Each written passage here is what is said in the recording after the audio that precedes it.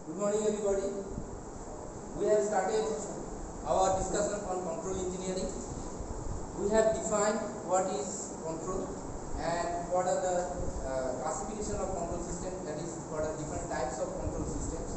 We have discussed and defined in detail what is meant by linear control systems. We have seen that a linear control system is one where suppose input is x and output is y. This input-output relationship can be described as L1 of x is equal to L1 of y, where L1 and L2 are two different linear operators. What is linear operators? Can anybody remember? What is linear operator? A linear operator is one in which holds the scaling property or homogeneity property and additivity property or superposition property. If these two properties are held by some operator, we call this a linear operator. For example, Laplace operator, differential operator, other higher terms derivatives operator, all these are linear operators. For example, say a differential operator, say x ddt of x. If you say ddt of alpha x would be equal to alpha into ddt of x. So that is why we say that this is obeying the homogeneity property or scaling property. And ddt of x1 plus x2 would be equal to ddt of x1 plus ddt of x2. So this principle is known as superposition principle or additivity property. Any operator which holds these two properties are known as linear operators. In our discussion, we mostly will discuss about linear systems. Also, we have discussed about lump parameter system, where all the particular parameter is assumed to be concentrated at a point. Say mass is assumed to be concentrated at a point. For electrical network, the resistance, capacitance, and inductance all are concentrated at a particular point. Then we say that this is lump parameter control system. And for lump parameter control system, if it is a linear system, then we know that the mathematical equation governing the system will be an ordinary differential equation, or simply ODE. But if it is a distributed system, then it will be partial differential equations. And we have also discussed about stochastic system, deterministic system, open loop system, closed loop system, and linear time varying system, linear time invariant system. So these things we have already discussed. Now we have started our discussion on mathematical modeling of physical systems, and we have started discussion on mechanical systems. So, and we have seen that for a mechanical system, if it is a translation system, we can see if there is a mass and the force is being applied on it, then the basic laws of physics is to be applied. Here Newton's second law of motion. Force is equal to net force applied on a mass is equal to mass into acceleration. So m dv/dt or m d2x dt square. So, and for a spring, suppose this is one end and this is another end. The movement of this displacement is x2, here it is x1, and the force is being applied. Then we know that the applied force is equal to minus of k into x2 minus x1. That minus is eliminated and we are getting as f of x1 minus x2. Then displacement will be x2 minus x1. So minus of kx. So here it should have been minus of kx, but from this side it has been seen, that is why we have written kx. Or if we want to express it in terms of velocity, then we know that if velocity is integrated, we get the displacement. So that can also be expressed in this way, k into minus infinity dt. That is up to that time to start what we are seeing. And for a rotational system, the mass will be and the damper element. Before going to damper element, rotational system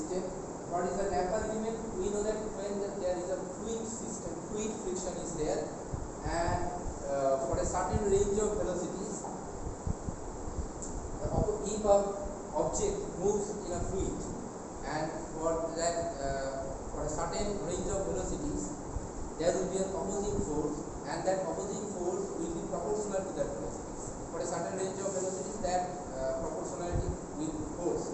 So we can express it as force is equal to something constant in the velocity. This constant is known as damping coefficient. What is damping coefficient? Okay.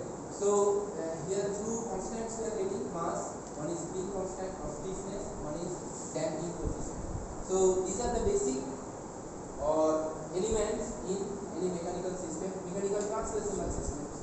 For rotational system, similar things will be there. Mass will be replaced by polar moment of inertia, and this velocity will be replaced by angular velocity, and displacement will be replaced by angular displacement. Similarly, here force will be replaced and the force will be replaced by torque. Here it will be torsional stiffness, spring stiffness, and respectively these will be angular displacements and angular velocities. Similarly, here the torque will be that is also damping coefficient, and here it will be angular velocity omega and angular displacement theta. So theta torque. In this way we will be. So that is expressed. Similar thing you can see for a torsional element, this torque will be there, angular velocity, angular displacement. Here angular displacement velocity omega 1, here omega 2, angular velocity displacement theta 1, theta 2, and these are velocities, and similar expression will be there. So form of the mathematical equations will be similar.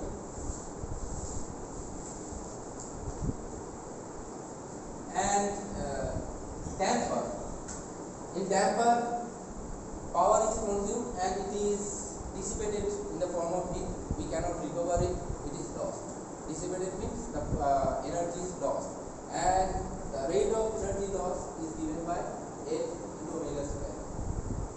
For rotational system, for translational system, F v square.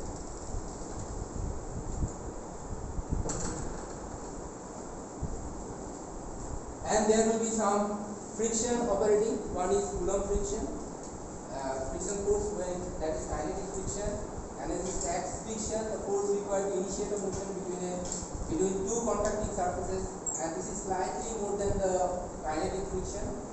And there is friction, viscous friction, and as I told you, the force of friction between moving surfaces separated by viscous fluid, or the force between a solid body and a fluid medium, this force is approximately linearly proportional to velocity over a certain limited velocity range.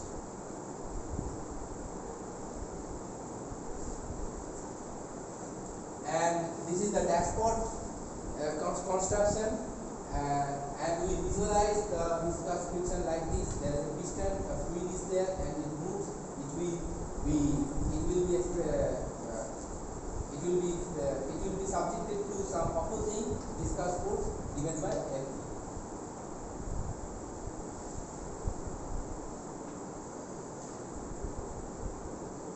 Then translational system. We are taking a mechanical system where a simple mechanical system where all the elements are there: mass, spring, and damping.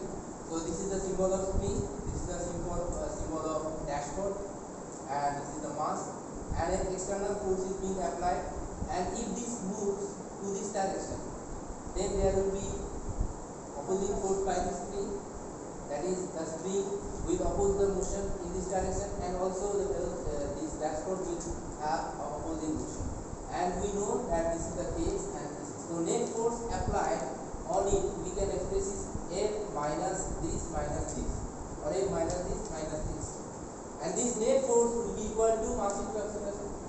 This is Newton's second law of motion. The net force applied on a particle is equal to mass into acceleration. Okay, so we can, from this we can model it mathematically, and so F minus Fx F dx dt minus k is equal to F into F dt square. And if we are bringing this mass, viscous and this spring in one side, then we get that F is equal to this, or this equal to F. Here this is missing, mistake is there, printing mistake. You correct it. This will be equal to net external force F. Right? And another thing you remember that here energy is dissipated, here energy is stored in the form of kinetic energy, half mv square. Here in the case of spring,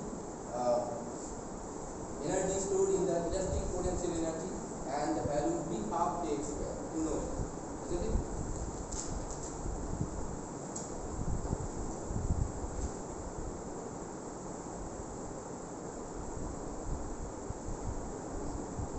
And this is one important thing, mechanical accelerometer. In gyroscopes, in gyroscopic sensor, there will be, we measure acceleration in 3 directions, and also we measure angular velocities in 3 axes. Okay, so 6 measurements will be there in gyroscopic sensors, and in gyroscopic sensor, this the accelerometer principle is also utilized. So, and this can also be used for measuring vibration, acceleration, measuring your seismographic study, etc. And many other places this is utilized, mostly for measurement of acceleration. Let us see how this works. So, whenever the moving vehicle, and hence this is the moving vehicle, and this frame of the accelerometer is accelerated, the spring deflects until it produces enough force to accelerate the mass at the same rate as the frame. As a result, what happens?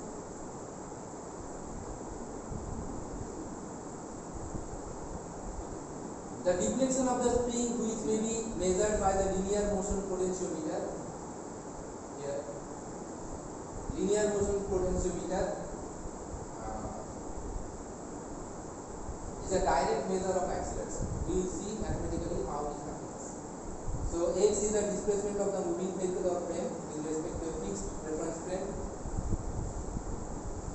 We are taking an example of mechanical system. And y is the displacement of the mass m with respect to the accelerometer frame. So here x is the displacement of this moving vehicle with respect to your fixed reference frame, and here this is the displacement of this mass y. Okay, and this is with respect to the vehicle reference frame, or the moving vehicle reference frame, of which we want to measure the acceleration. So the mathematical equation would be net force is 0. You know, the positive direction of x and y are indicated.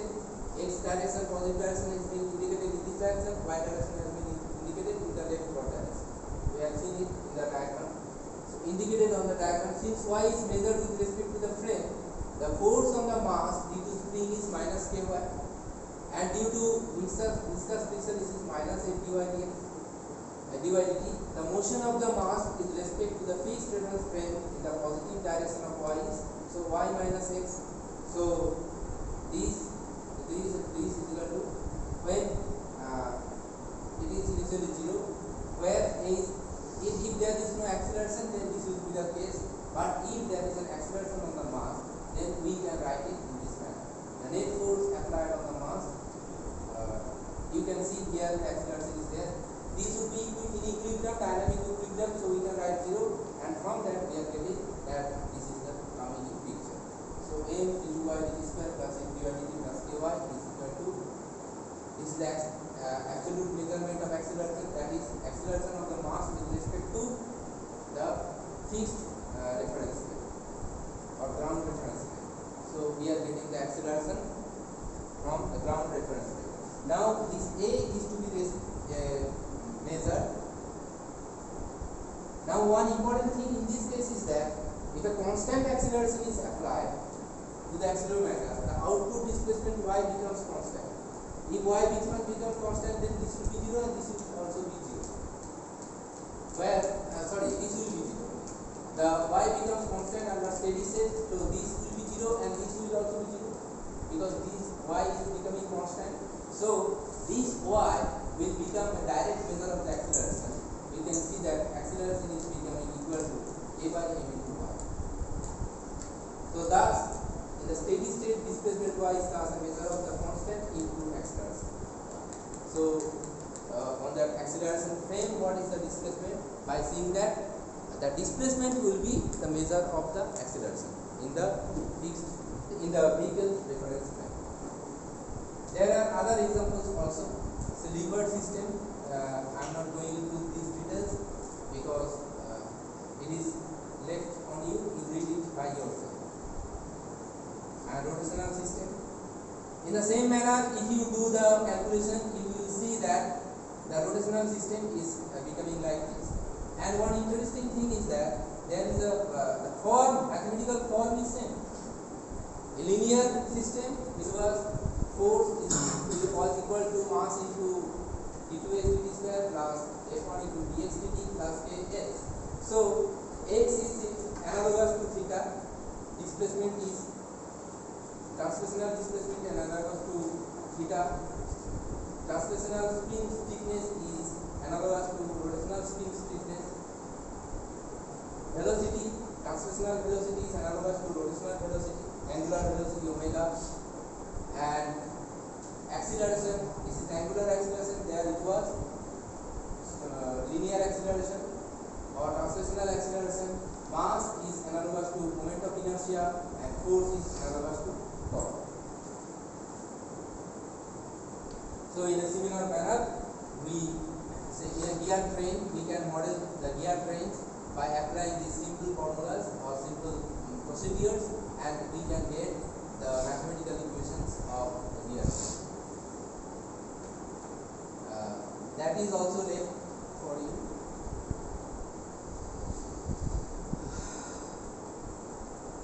Now we are moving to electrical system.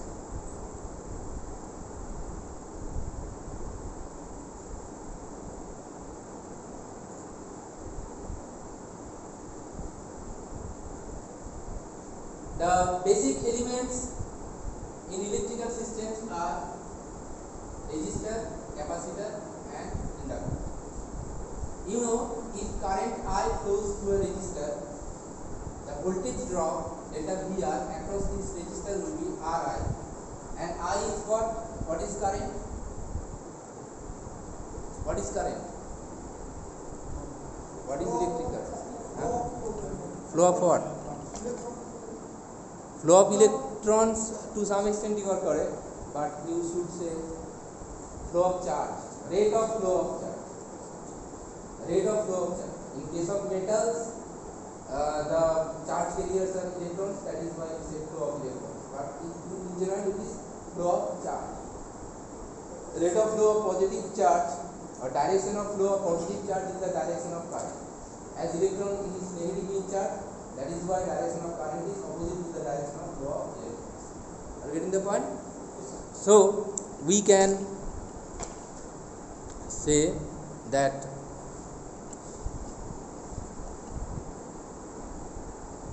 the what is this? Delta VR is equal to Ri. I is equal to time rate of flow of charge R d2 dt. I is equal to d2 dt. And conversely, if I know the current I, then what is the charge accumulation? We can say Q is equal to integration of I. Okay. So I is equal to V by R, 1 by R is equal to d phi dt. What is this phi? Phi is magnetic flux. Yes. And the current can be expressed as magnetic flux. And you know V or potential that is EMF generated is d phi dt, magnetic flux magnet, and or phi can be represented as integration of E dt or V dt from this. Okay.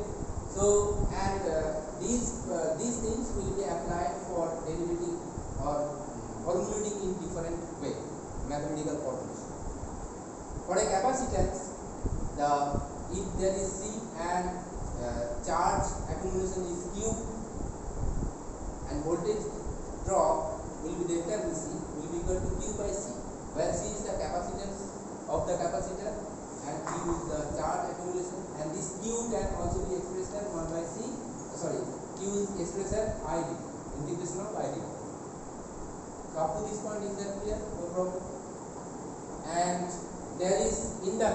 another basic element. And prior to that, another thing is that Q can be represented as C into d phi dt, I is equal to dq dt, or C d square phi dt square, d2 phi dt square. In this manner also we can express these relations. In different times we will use whatever needed. Okay. Then in case of inductor, the inductance is I, L. If current flowing is I, we know that voltage drop across this inductance or inductor will be L di dt, where L is the inductance, or I is equal to d2 dt, L d2 q dt square. Or conversely, di dt can be expressed by 1 by L into V, or I can be from this we can integrate it 1 by L v dt, and we know that integration v dt is I. So these are different relations which or physical laws, you can say. From the basic physical laws we have derived that different relationship among these quantities, and we will be using these relations for deriving the mathematical formula.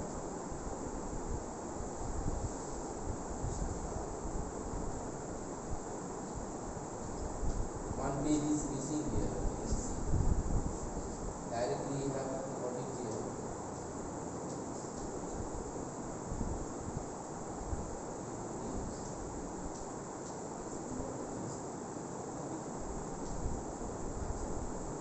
Now let us go to the board.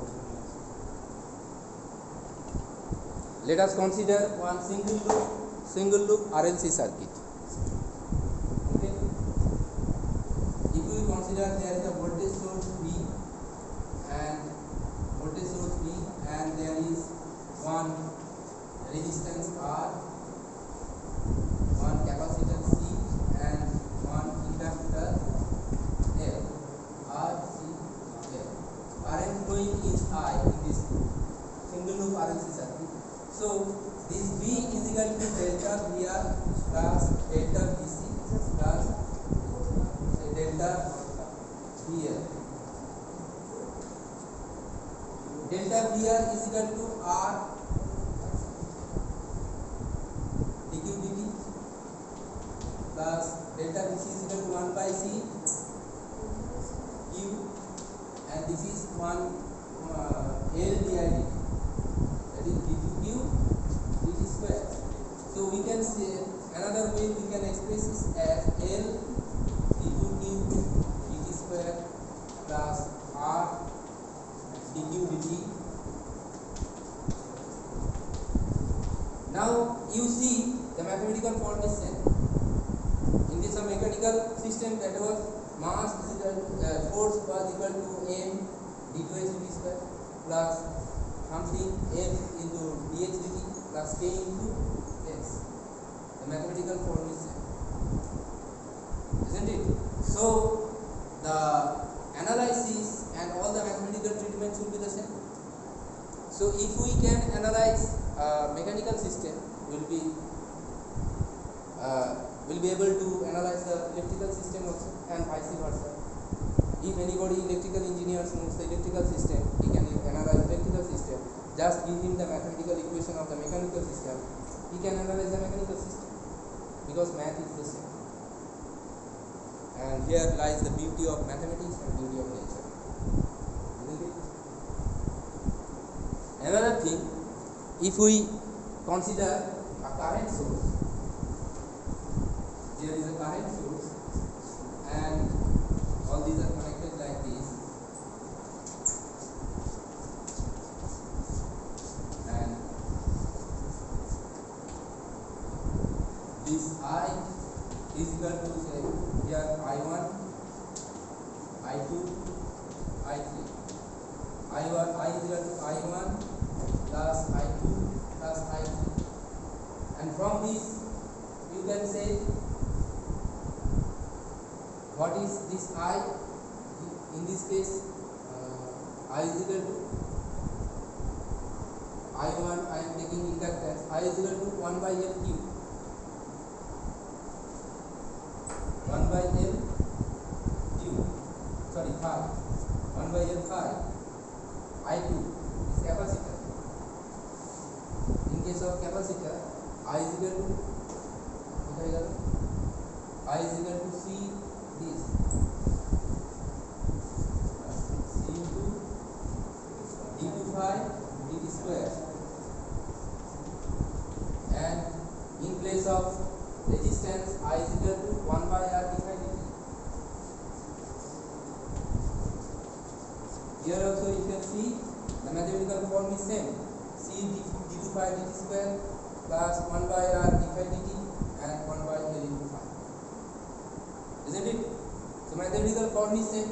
So from that we can say that another thing you notice that in the resistance or resistor, in both of these cases there is dissipation of energy, and in the same manner as we have told you that energy is stored in the mass and in the spring, so here you can say that energy is being stored in inductor and in capacitor. In inductor, energy is stored in the form of magnetic energy, half L I square. See the equations are also becoming half mv square, it is half L I square. So V is analogous to I, X is analogous to charge. Here you can say X displacement, X is analogous to charge. V is analogous to current, velocity is analogous to current. Force is analogous to voltage. Okay, L inductance is analogous to mass, resistance is analogous to damping factor, 1 by C is analogous to spring coefficient, and in capacitor energy stored in the form of electric energy, isn't it? And what is the value of this? Q square by 2C, half K square. Same. So you know one system, you can know the other system the same, exactly same manner. So we are drawing the analogy between the different systems.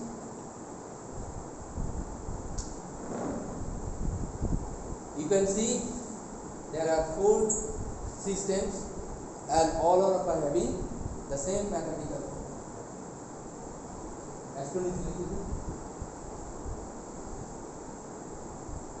M d2x dt square f j dt k is equal to j d2 theta dt square plus f d theta dt plus k theta is equal to d.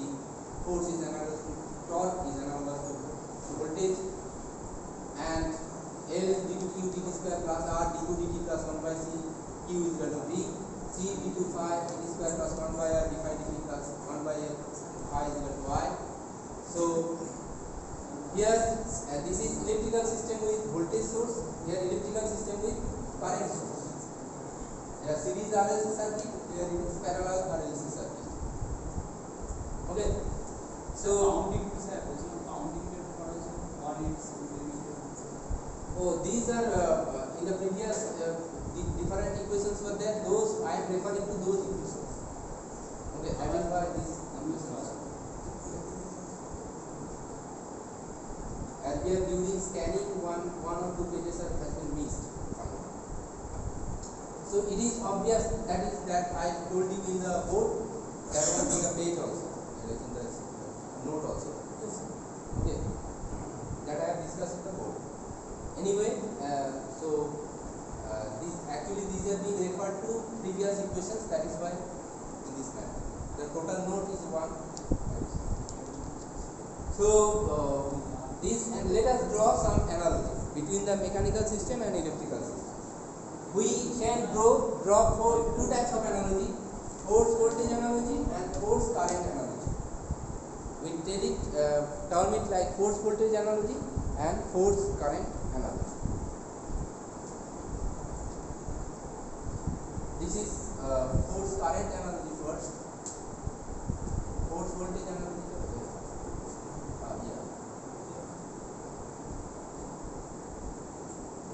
Oh, that was there in the note itself. I actually, you can see in the note itself. You can see the equation number 17 and equation number 18. Actually, in this manner I have to solve.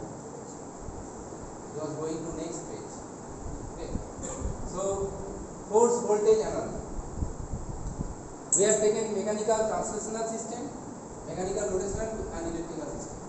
Force, analogous quantity I am talking about, force, torque, voltage. Mass, moment of inertia, inductance. Viscous friction coefficient F, viscous friction coefficient F, resistance R. Spring stiffness K, torsional spring stiffness K, reciprocal of capacitance 1 by C. Displacement X and reciprocal of capacitance is probably elastance. Displacement X is analogous to angular displacement theta, here charge Q. Velocity x dot, omega theta dot, current I Q dot. Kinetic energy stored in mass half mv square. Kinetic energy in the rotational system is half I omega square. Magnetic energy stored in capacitor is half L I square. Even see these expressions are also similar, isn't it?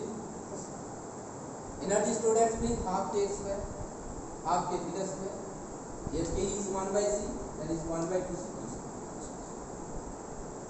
Okay. Energy dissipated at viscous element, here also same, energy dissipated at resistor. Yes? Kinetic energy. No, এটা kinetic energy. Kinetic energy is half mv square. Our energy dissipated at viscous element. It is dissipated. It is being dissipated. You cannot recover it, isn't it? It is dissipated to the environment in the form of, say, heat or thermal energy.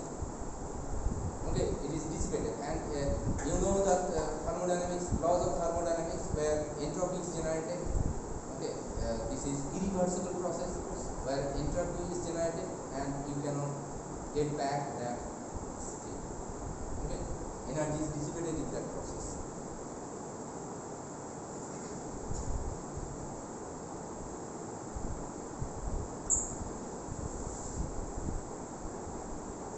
And if we another analogy we can draw, that is force current analogy, where parallel RLC circuit we are taking and there is a constant current source. In that case also force is analogous to current here. Mass is now analogous to capacitance. You can see viscous friction A is analogous to 1 by R, that is conductance. 1 by R is conductance. Spring stiffness K is reciprocal of inductance 1 by L. Velocity, displacement X is magnetic flux linkage phi. Velocity V x dot, velocity, but not velocity, voltage V is equal to d phi dt. See, V is equal to dH dt, there is voltage V is equal to d phi. In force voltage analogy, velocity was analogous to current, and in force current analogy, velocity is analogous to velocity is analogous to voltage. Here also some symmetrical beauty is there, isn't it? Kinetic energy half mv square, energy stored in capacitor half C v square. P, and here is the velocity and here it is voltage. Potential energy stored at spring half K square. Magnetic energy stored in inductor half L I square. It is remaining the same. Energy dissipated at viscous element, energy dissipated at resistor. So with this, there are other we have to learn other mathematical models also, like fluid system, thermal system. Okay. You have actually learned in your fluid classes and your thermodynamics classes and heat transfer classes. You have actually learned it, but just if I don't tell you the equations, you will know we know this. Okay, I will tell you to extract from where, or I will give you some problems and you yourself determine the mathematical model. In those cases, some models will be first order systems. Here we have mostly got all these are second order systems. There are first order systems also. There might be higher order systems also. So you now know how to derive the mathematical model. You apply the physical laws, okay, and you will get the mathematical model. This simple. And this comparatively it is easier to find the mathematical model, or the mathematical model in most of the cases will be differential equations. It is comparatively easier to find the differential equations, but solution is not that much easy. Okay, so for that solution we will be using some mathematical tools. One such tool is Laplace. Laplace transform, when applied on linear systems and with initial conditions to be zero. Okay, if these are Laplace transform is applied on these differential equations, then these differential equations will become practically some algebraic equations, and it is very much easy to solve the algebraic equations. And once we get the solution in the Laplace domain, those algebraic equations, then we will do inverse Laplace transformation and get the solution in time domain. So next day we will start our discussion on Laplace transform, review on Laplace transform, and after that we will be again starting from this transfer function method for